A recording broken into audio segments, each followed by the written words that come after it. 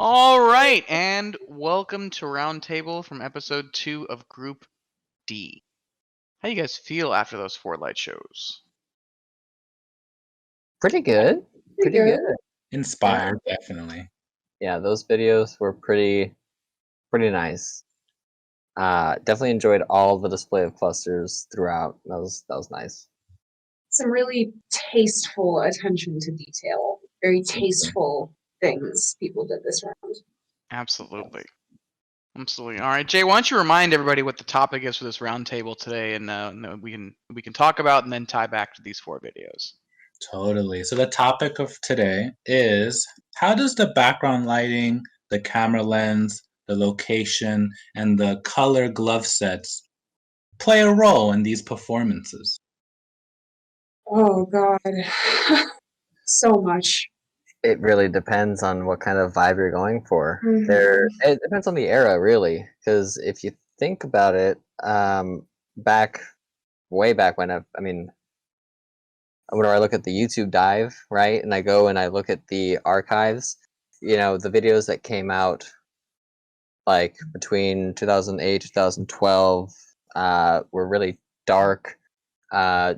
People didn't really pay too much attention with background or foreground lighting for that matter. It was really just a focus on the lights themselves and the trails. You wanted as much darkness as possible. That was kind of the vibe that it came with.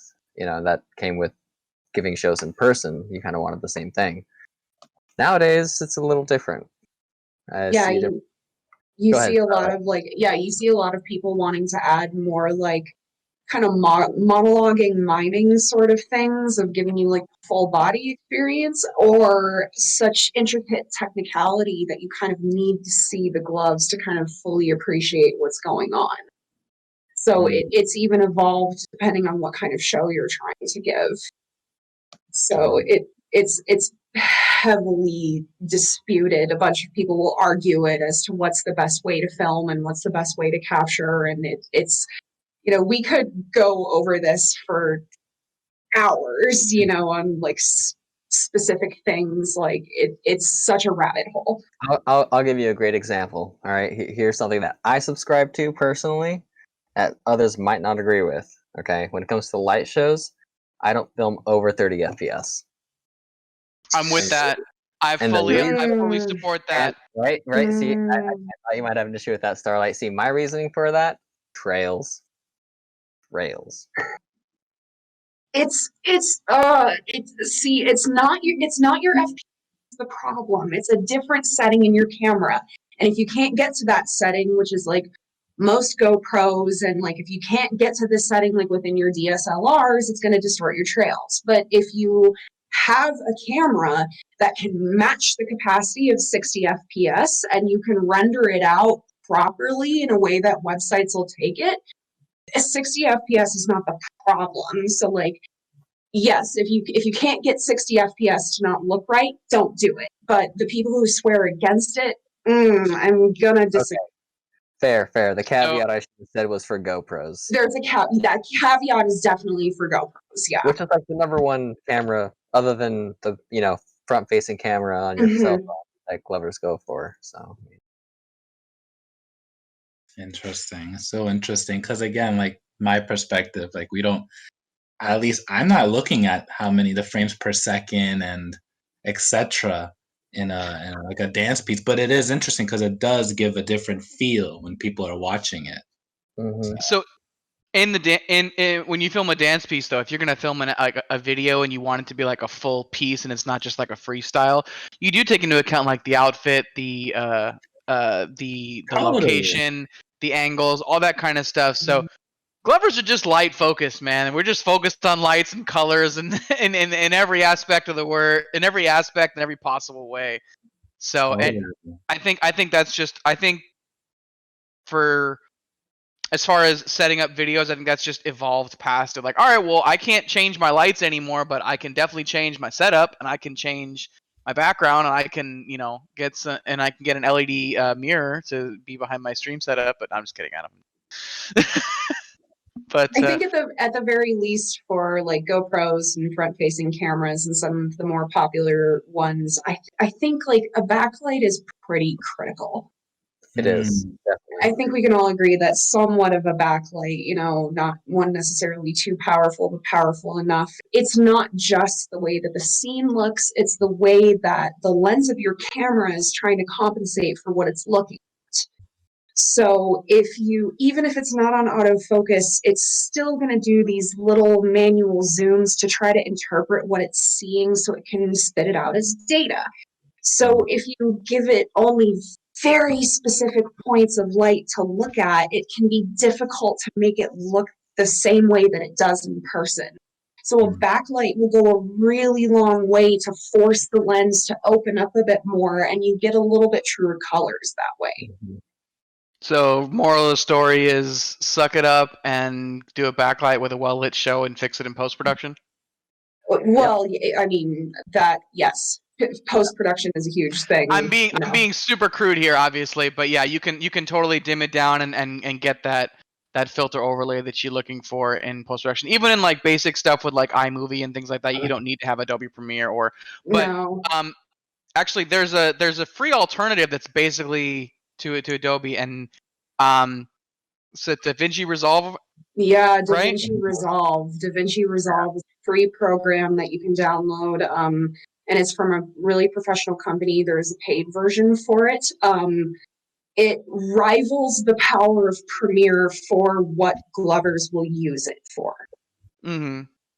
You Yeah, can I mean, so audio. It's beautiful. It's gorgeous. So right, which removes the quote unquote paywall of Adobe Premiere or the necessity of a Mac that is Final Cut.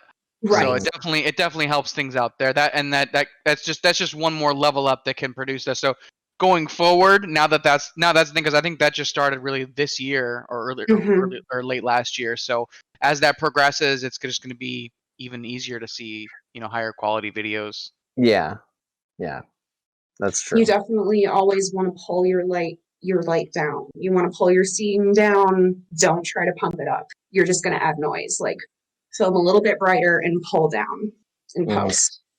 Side note for anybody that wants to learn more about this, Starlight does do open consults, and she is Adobe certified in all the things, not just Premiere, but Photoshop, Illustrator, After Effects, all that kind of stuff. So she knows how to do all the things. So if you need help with that, you can definitely book an open consult with her through that. But anyway, shameless plug aside, let's get back to the topic at hand. I'll do So- Resolve as well. If we're doing on that, I have Resolve, and I'll teach a little bit with DaVinci Resolve too. So, Absolutely, of course, right. Yeah. I totally forgot about that. Thank you. Which is the entire point that I brought it up. So yeah. yay me, right? Woo-doo, doo-doo-doo. Anyway, sorry. Back on topic. The filming shows. Recursion, you mentioned earlier that light shows in 2008, 2012. As someone who was giving light shows 2008, 2012, we were just happy to be able to get our shows on camera. Yeah. No, I can totally understand that. The idea of being able to share your light show with someone that didn't just physically receive it was such. I specifically remember how awesome that felt to be like, I can actually save this, because before that, and even still to this day, myself and a lot of older Glovers consider light shows as a painting you have to repaint every time someone wants to see it. And the same goes for any and realistically, that can be said of any movement art. Realistically, that's not something that's exclusive to gloving. But it did take me gloving to figure that out. Anyway, any type of movement art is along those lines. So when Glovers were able to, like, oh my gosh, there's video cameras that can capture us, even though it was like, Sony PowerShot or Sony or Canon PowerShots that were like these cheapy $300 things that were like 7 megapixels and 480p. We were like, yeah, all right, awesome, great. So I'm very curious to see when I bring in a lot of older heads and when I bring in a lot of other judges for these other groups that are a little more seasoned, to see them experience this and watch these videos that they may not normally take a look at. Yeah, that's really exciting, to be honest. Like I didn't really think about, like, if you think about 2008, God, that was if you think about YouTube, that was YouTube. Yeah, right. Oh man. back in That was 2008, YouTube was like 3 or 4 years old, I think. 2004, Oh, right? Is when Dude, YouTube. YouTube was Kitty Cat that was Dance Freddie and Wong. Freddie Wong. yep. Yeah, I remember him. Oh Yeah. man. Ed Bassmaster. Yep. Oh, Early days. Would you just look at it? Would you Would you just just look look at at it? look at it. Would you just Just look at it? it. Look at it? Would you just look at it? Well, and then Anyway, I started living in 2013, and around that time was when the amazing features were kind of roaring, and they were kind of, producing this kind of studio vibe of, showcasing this artist in this moment. And for me, those were the videos that I wanted to emulate. Mhm. So kind of like adding in that, I don't know, like slightly music video-esque kind of vibe. It's fun, and it might pull in other people who don't normally experience clothing. Right. absolutely. Dope. All this information is wonderful. If whoever's watching this right now, like take notes, because this is going to amplify your production value, and the public in general, they're going to see it and be more visually entertained and stay with it. The Glovers. talk Yeah, I was gonna say you read my mind. Look at that, Teddy. Look at Yeah, that, Teddy. We're on the same page. I yeah, want to talk yeah. about, because when I was the person that brought up this question was Crypto, because I'm watching his video and I noticed there's like a fish lens, or it kind of like bends in his video. And my question is there advantages to using fish lens or disadvantages, or why would 100%. I am a full supporter of it. At least for the budget crowd, it is the way to go. It's I don't know. I think there's a boundary, like getting a Glover. Yeah, Teddy. Wide angle gang. Wide angle, not Wide angle gang. fisheye. Wide angle, not fisheye. Yeah. Yeah. Wide angle gang, not fisheye gang. There's a difference. That's all I wanted to add. But continue. I'm sorry. Yeah, there's like a range to it. Like it's like the less bent the lens gets, the higher the degree of difficulty of filming on it. Because it gets less and less and less like the human field of view. Because always remember, we're performing right here. Right here. We're trying to completely overtake your field of view. So I don't want to distort this small illusion by having to jet my arms out all the way and all that goes. But then some older Glovers have said that the more of a fisheye you're using, the more your mistakes you can cover and hide because it's bending it so much. I don't know if you'd agree with that, Adam. I would agree with that. That is true. Yes. Because if you think about it, it extends the boundaries and it compresses the middle. So you do have, like in relationship too, right? You do have, I guess, more fudgy room. Mm-hmm. If that makes sense. But what you were talking about, Starlight, about totally taking over the viewers' like vision, right? Perspective. Thank you. Yes. That brings me to another point with light shows. Is there's kind of like two different ways to view a light show. Never should the viewer ever have to turn their head, right? That's just a big no. Normally, 99% of people, when they receive a light show, will follow the gloves and lights with their eyes and will have slight head movements, right? Sometimes you'll get a viewer that is staring straight ahead, like almost like they're not watching, but no, 100% they're watching. They're watching so intently that you are literally painting light onto their eyeballs, and they are seeing 100% of what you are doing. We've all had that moment getting a light show, and like it's a physical thing that happens no matter your sobriety, no matter anything. I've had it happen. Jest has done this to me on multiple occasions where through his show, my eyes just lock in the center point and I can't follow them anymore. Like I can't move my eyes around what he's doing. reality just falls apart. It's like when people do that, you start to take advantage of that center point as best you can. Oh, that's when you know you have them. 100%. You have them. You have them when they're like that. Yeah. Your soul is mine. That's all I hear. That's all I hear when that's when you have them. It's your soul. Well, then it comes back to the argument of, are you trying to film a good video, or are you trying to film a video that makes the light show as close to as it looks in person as possible? Right. Because those are two totally different filming styles.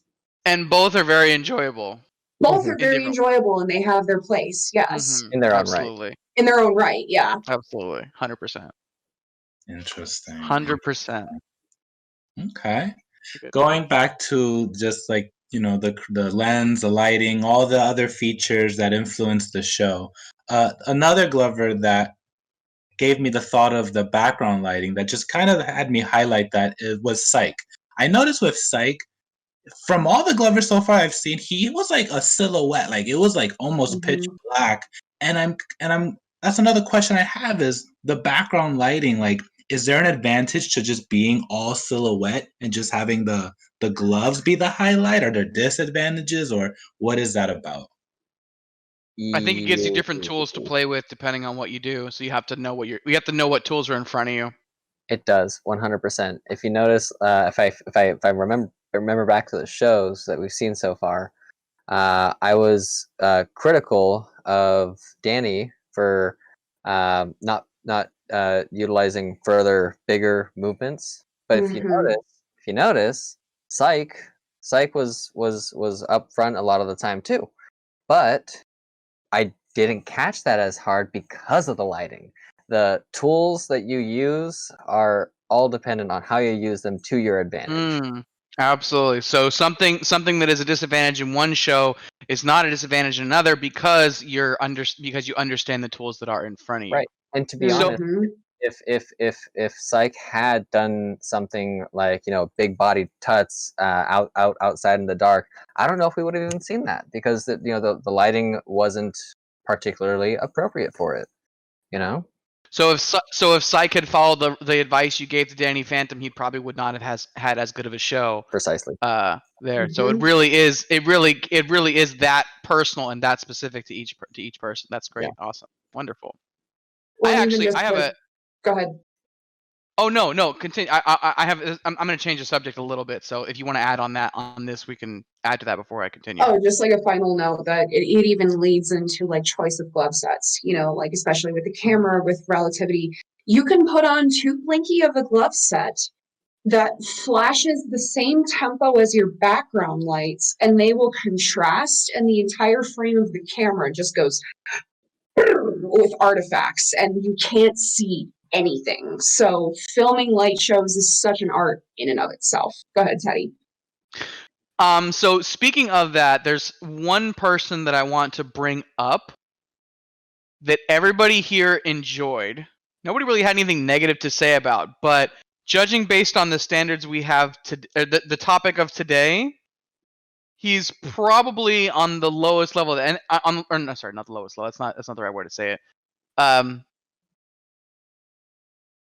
There was probably the least amount of attention put into this for him, and yet his show still was very entertaining, which was Isaiah from our last episode. You notice he was just gloving, getting at it during the day, like he was in there, and we still enjoyed his show. Yeah. Right. Yeah. So when is it not about the setup?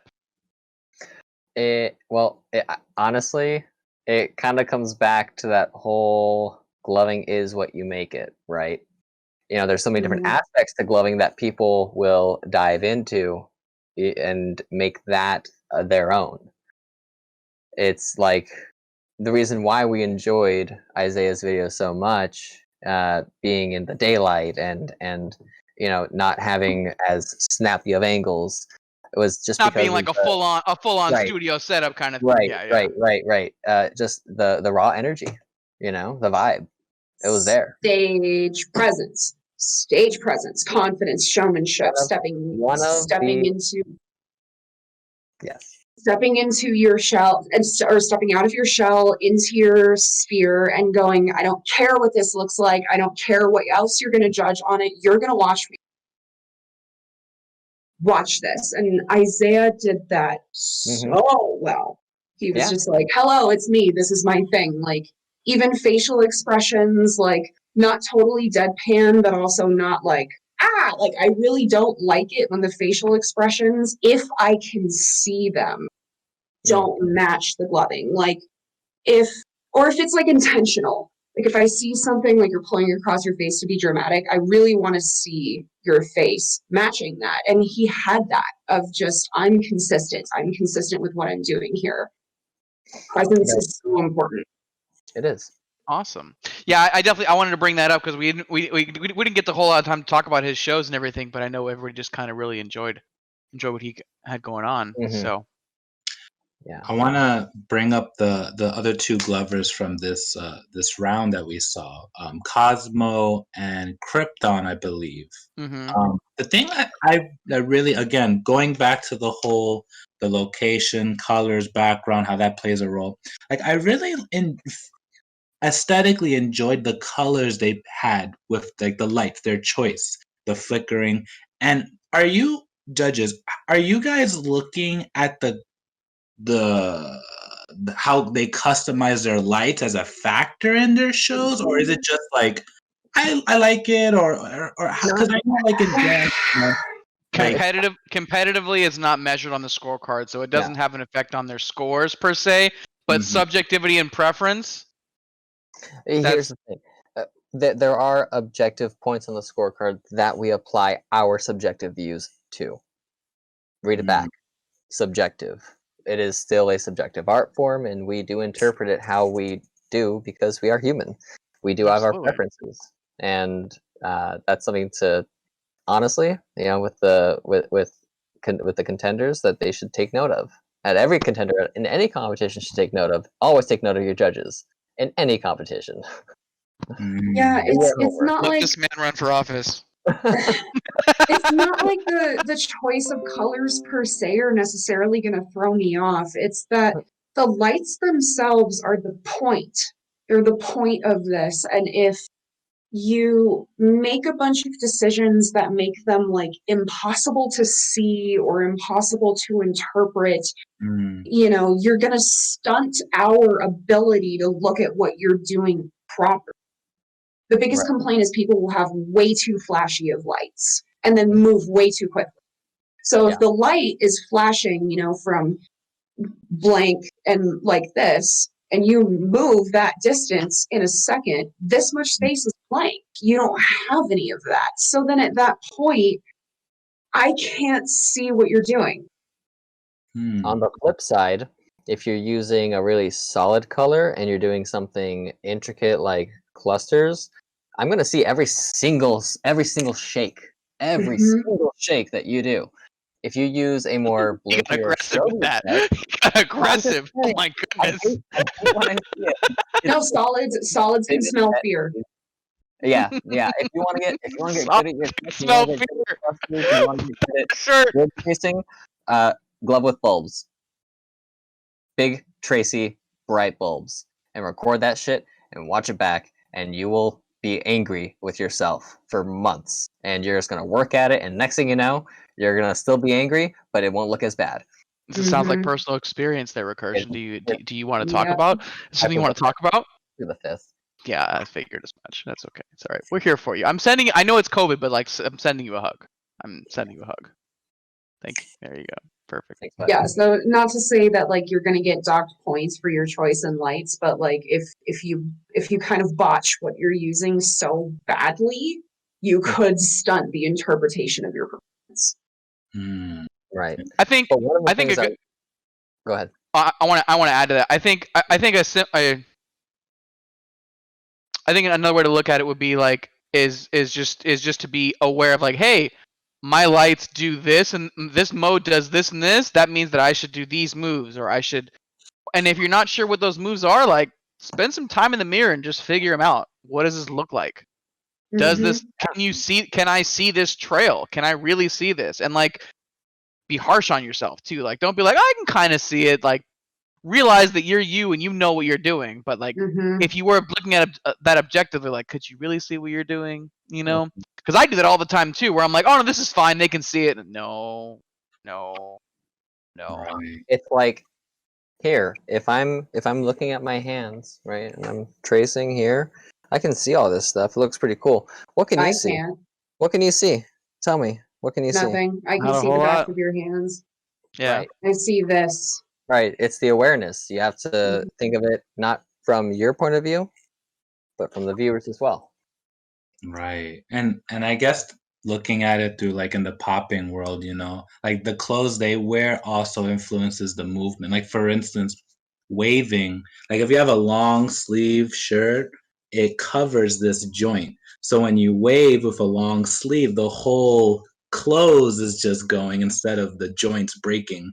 And then even like poppers, they'll wear certain hats that when they tense, the hat will kind of like ding, ding, it'll shake. So it gives that effect like, oh, look how hard he's hitting, like bam, bam. I So, didn't know that. yeah, That's like, fucking or cool. they'll put on certain accessories that will kind of like also shake on them. So it Like gives like, whoa, like he's really hitting like hard. like when Oh. Glovers do the whole impact thing, like when they bring a structure down, Right. like So that's cool. it's fascinating to translate, to see how like how Glovers customize what they have to amplify what they do, and then the same way in other styles as well. Yeah. So, I was gonna circle back. Actually, two things. One, building off Jay, what you said. What we wear in our videos. So, yeah, I like personally, I try to wear reflective stuff so that the lights shine off of it. I know other Glovers. One of my buddies, 30K. He does. He wears black hoodies because he wants that void whenever he's doing his whips and flails. nice. So it's a different like what are you going for, right? Right. And then building off of what earlier with Krypton and the subject of lights, I really enjoyed how his pinkies and thumbs were blinky, and his other digits were um, I think we're just regular strobes. yeah, they were just regular strobes. Did you catch though that he changed his thumbs to a non-accelerometer strobe towards the end of it and was more Mhm. using that was really smooth. It took me a second to catch it. It was like, oh, It I was see butter. It was super butter. Super Mhm. butter. that. Oh, Wow. Oh well, all right, guys. Yeah, I think that pretty much wraps up this topic. All right, guys. Yeah. Well, thank you for a successful roundtable, and we'll see everybody back here on Sunday for the last four. See everybody back here on Sunday for the last four Glovers in Group D. Dope.